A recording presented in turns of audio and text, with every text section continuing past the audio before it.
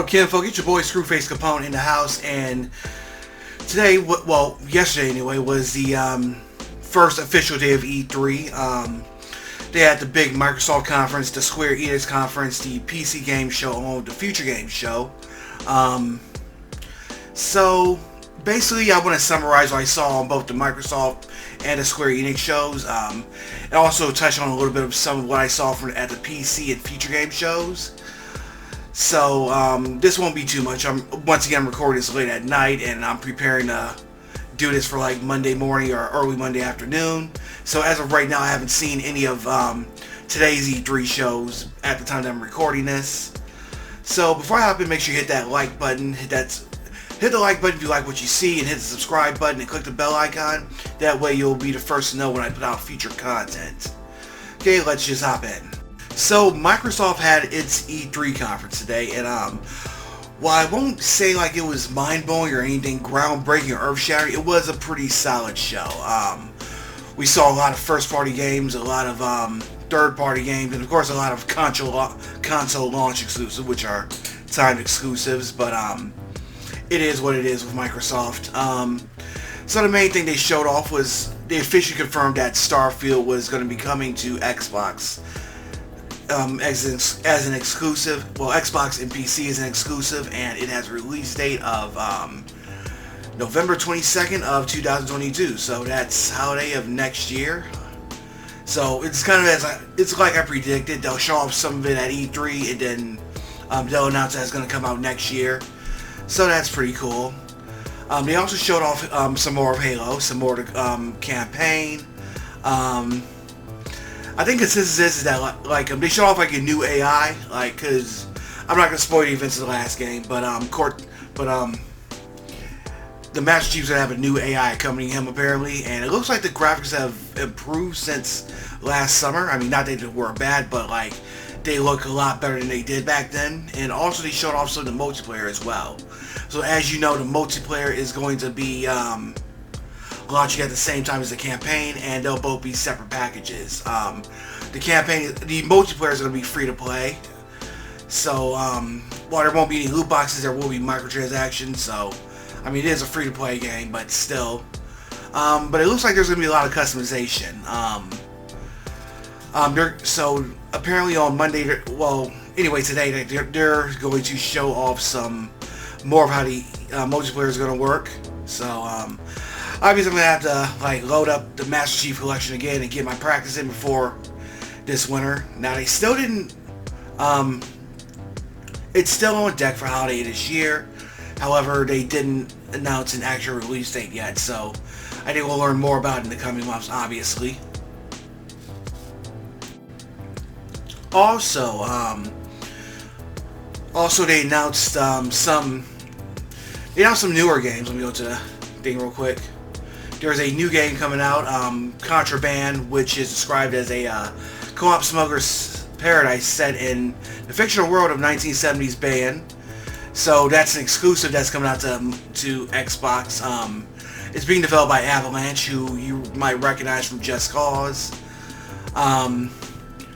So I don't think it doesn't look like they're going to acquire them as a studio so much as they're going to have them work on an Xbox Game Studios release title, like the same way Don't Nod did with Life is Strange. But still, of course they just showed off a teaser, so again it's going to be some time before we see it, but it still looks interesting. Like something new, something original. That's what we've been asking for from Microsoft. Also, they showed Psychonauts 2 that's coming out later this year, August 25th. Of course, that's going to be multi-platform because that was the case before Microsoft acquired Double Fine. Let's see what else. And also, finally, there's a new vampire video. Also, you heard that there were rumors of a vampire video game out that was coming as an Xbox exclusive, and it pretty much looks like those rumors are true. Let's go back to the thing again.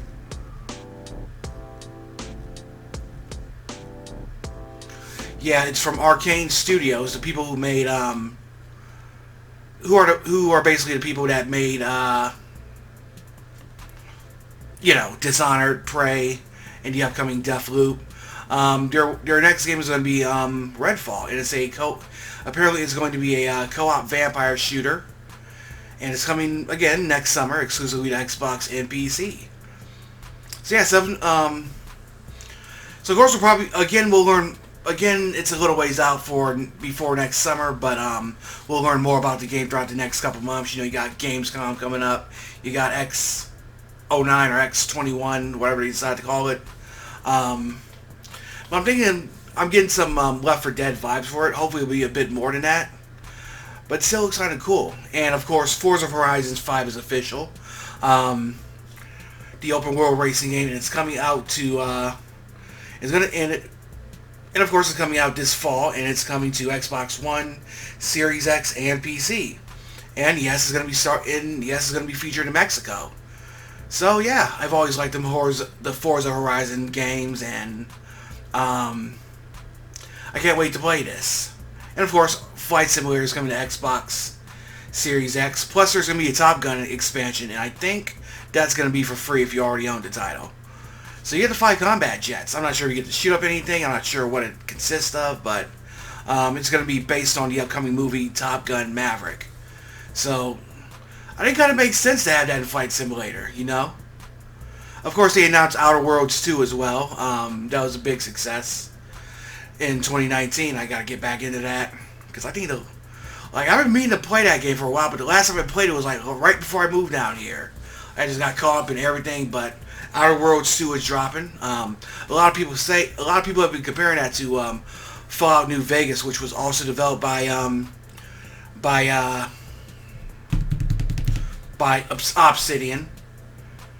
And of course, Age of Empires 4, that's dropping October 28th, and you can play that day one from Game Pass. The Ascent. And there's gonna be some updates for Grounded. That's definitely one of my favorite one of my favorite more recent crafting video games. Let's see, Diablo 2 is coming out this September for basically all major systems, including Switch, and it's even coming on PC. So you got there wasn't a whole lot of third-party stuff coming out. I'm surprised, but they did show some pretty big hits. There's a Plague Tale Requiem, which is the sequel to a Plague Tale. So I know, like, the last one was a people said a lot of good things about the last game. So I might just check this one out too. Slime Rancher 2 Shredders. I'm not really into snowboarding games, but hey, Atomic Heart. Yeah, I saw the trailer to this. I kind of got like Bioshock vibes from it. So it's an alternate reality past Soviet Union.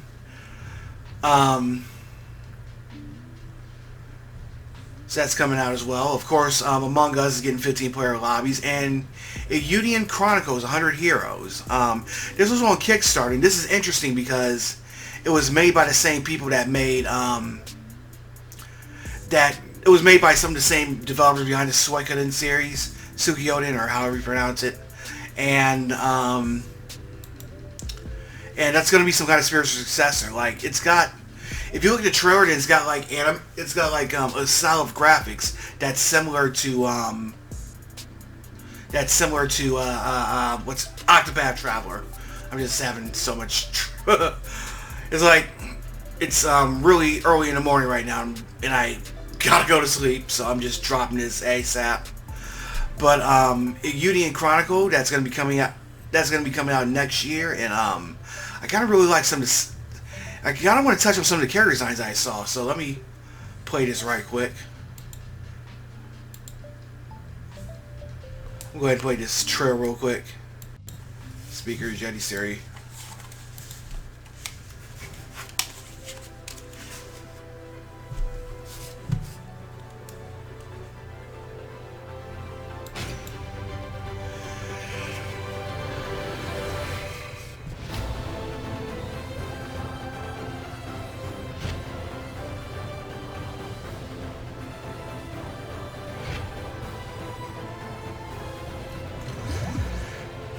So you got I really kind of like her hair design, because you don't see that in a lot of games.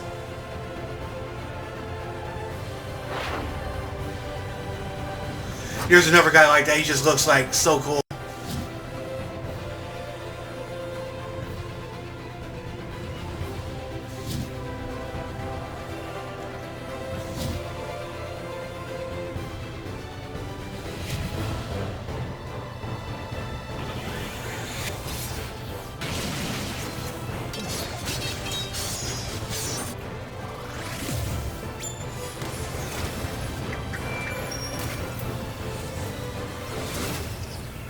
Get ready for a new war.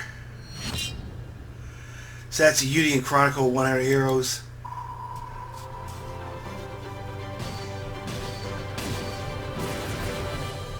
Ah, damn it. I just scroll past it too.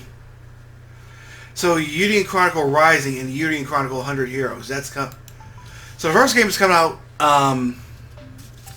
next year. And the second one is going to be coming out like after.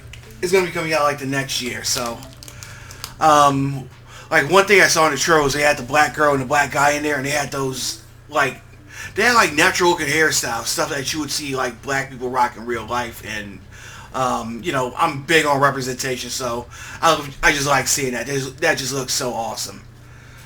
So the biggest takeaway from all this is that like all these games that you're seeing, most of them are pretty much coming to Game Pass day one. So that service is just getting bigger and bigger all the time.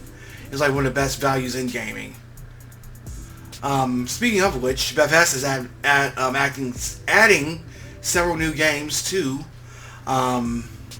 Game Pass today. So there's Wolfenstein 2. Some of these are PC only, obviously, because of course they don't have Xbox releases. But you can play the old school Fallout games, Fallout 2 and Fallout Tactics, and there's Axe Fatalis. So hopefully we'll be able to see more back catalog Bethesda games on Game Pass pretty soon. And of course there are updates for Fallout 76. We saw footage of Battlefield 2042, and of course Sea of Thieves. It's gonna include a story featuring Jack Sparrow in the game from Pirates of Dark Water. And of course, Yakuza Like a Dragon's on Game Pass too. Back for Blood is coming to Game Pass day one. So like you can pretty much play the entire mainline Yakuza storyline on Game Pass right now. Alright, so that's it for the Microsoft stuff. Alright, so next up, Square Enix had its presentation, and it wasn't as big as like some of their past presentations. They did have some pretty cool stuff to announce. I wouldn't say it's underwhelming, but actually it wasn't underwhelming at all. It's not a whole lot of stuff that's dropping that they got coming out like compared to previous years. So basically, you know, you have updates for like Final Fantasy 14. Let's go to the thing. Avengers, of course, with the War for Wakanda expansion. That's pretty much going to be a make it or break it from the game at this point. Is it going to be good enough to win back the audience or improve the game and keep it alive, or would it just be the final nail in the coffin? Like, if you look at the trailer, I won't show it now, you can look it up online. If you look at the trailer, though, like, you can clearly see that it's inspired by the movie. It'll feature Dr. Claw and like Shuri and like many familiar characters. So it's, you know, Black Panther. What do you expect? Black Panther, and it's going to be awesome. Also, they revealed more about Babylon's Fall, which is the new game coming from Platinum, and it's exclusive to PlayStation 4, 5, and Steam. But there's no word on release date. However, it will be a live service title, so who knows how that's going to turn out. This is Platinum Games' first crack at a live service, I guess. The Final Fantasy original titles, the first 6 games, are going to get remastered. It's going to be for Steam and mobile only for some reason. That's kind of weird, because you think at least they would put out like a Switch version. And like, apparently these are all going to be packaged together. But there's no word on like how it's being remade or like what extras are being included. Like for instance, the extra stuff. Like if you remember Game Boy versions of Final Fantasy 1 and 2, that actually had like new story content and new chapters. Final Fantasy 1 had that big tower you can go through and fight like different bosses, and Final Fantasy 2 had like a new chapter you can play through.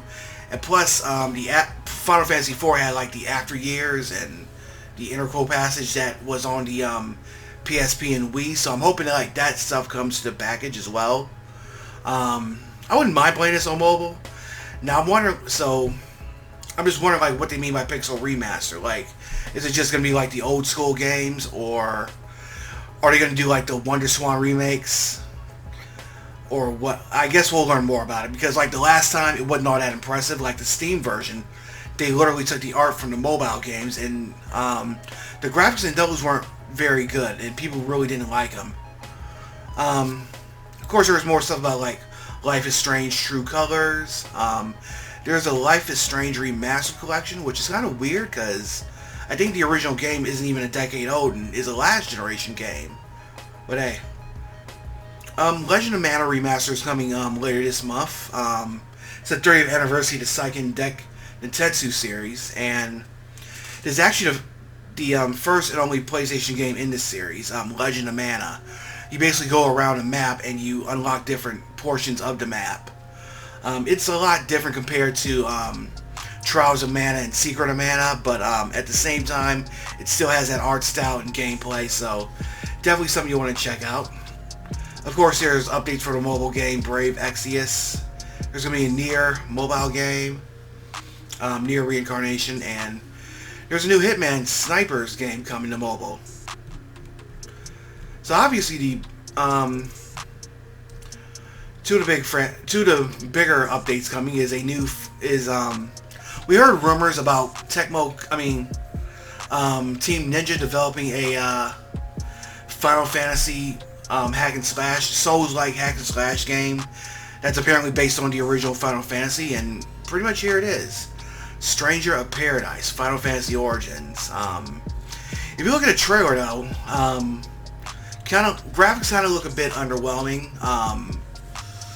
Like I'm definitely getting like early Dark Souls vibes, but the game to be honest, kind of looks like almost a PS2 game, and the dialogue was a bit angsty or something. Like, dude always talking about killing chaos and shit. But of course, it's going to come down to the gameplay, and we'll see what that looks like. Apparently, this is based on the very first game in this series. It's set for a 2022 release, but if you got a PS5, you can download a demo right now. And word has it that the demo isn't working very well, so there's that. But it's also coming out on PS5, Xbox, and PC. So we'll learn more about it going forward. And of course, the biggest game here is of course Guardians of the Galaxy.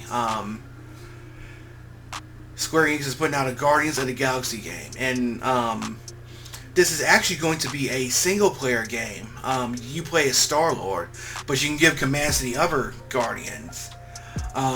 Also, like, there will be various choices you can make during the game that I guess will affect the storyline and how people will view you. But it's set to come out like this October, so it's a like I said, it's a single-player game. So hopefully they learned their lesson from the Avengers fiasco, and I'm definitely going to look forward to this game too. They're going to go up against like a villain known as Lady Hellbender, who's a recent new villain in Marvel. Here she is, by the way. She made her debut in Totally Awesome Hulk, and apparently she goes around and captures monsters. So I think that's pretty cool. Like, they're using like more recent material from the comics instead of like just falling back on stuff from the movies. So this also is set to take place in the original universe, but obviously a lot of it's inspired by like the movie. I think even Dan Abnett, who actually wrote the Guardians of the Galaxy comics, like the ones that came out like after the Annihilation crossover, that kind of made the property more, that kind of made it more popular and basically served as inspiration for the movie. I think he's writing. I think he's doing some writing works for the game. I'm not 100% sure, but this is definitely something I'm looking forward to. So I think Square Enix had a pretty okay presentation. Not a whole lot, but then again, they had some pretty good big stuff. Alright, also there was the PC gaming show and the future gaming show. Those just showed off a bunch of games that are coming out throughout later this year and the next. Many of them we saw already during the Guerrilla Collective and the game show. But a couple I wanted to touch on is Lenmus Gate, which is basically like a time-moving first-person shooter. You basically take control of a team member for like a 25-second loop, do a certain amount of actions, and then like it'll spin through around and it'll go over again. So you'll keep repeating this loop and keep changing different things. If you watch the trailer, then you'll be able to understand it like better than I can say it. Let's see. Also, there's this game called Next Space Rebels, which kind of looks like a Kerbal Space Program mixed with an FMV game, because apparently it features like people making their own rocket buildings. There's a lot of FMV in it, so yeah, you'll just have to watch the trailer. So yeah, I'm gonna go ahead and just play this trailer because again, this is one of those things where I can show it better than explain it. This no man's land has a technical term. It's called common, which means, my friends, that space is for everyone. And I mean everyone! Next Space Rebels.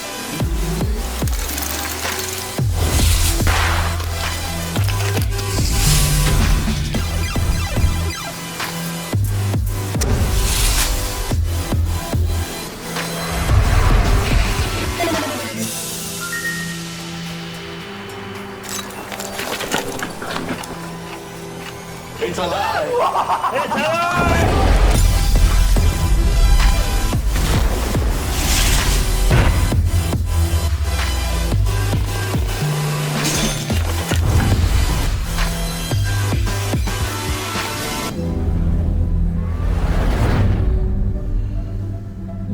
You up for it?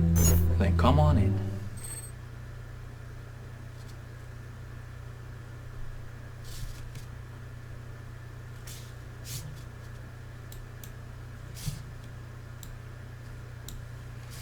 Yeah, so that was Next Space Rebels. So it's like a Kerbal mixed with an FMV game. You're trying to get like fans and followers and stuff. It looked pretty cool. And there's another JRPG that's coming, Sacred Fire. Let's take a look at this.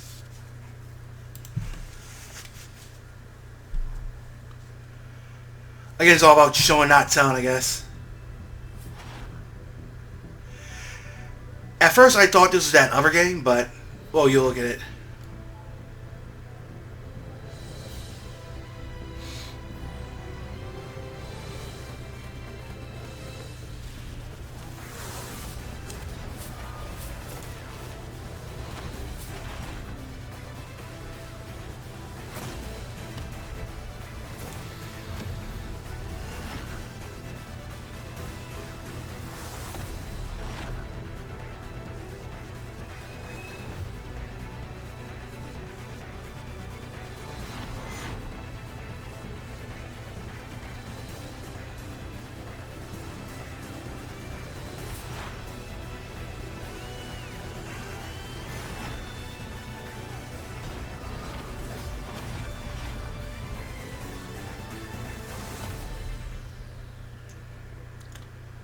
That's Sacred Fire.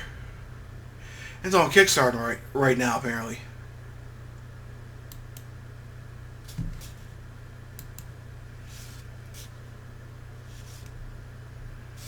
So yeah, there was actually a lot of cool stuff from the PC gaming show and future gaming show. I won't go through all of it because I'll be here all night. But so yeah, this first game, like I kind of knew like a lot of what we're going to be seeing isn't going to be coming out till next year, but that's usually the way these things go. Like you get hyped up over a whole bunch of games that you know aren't coming out till next year.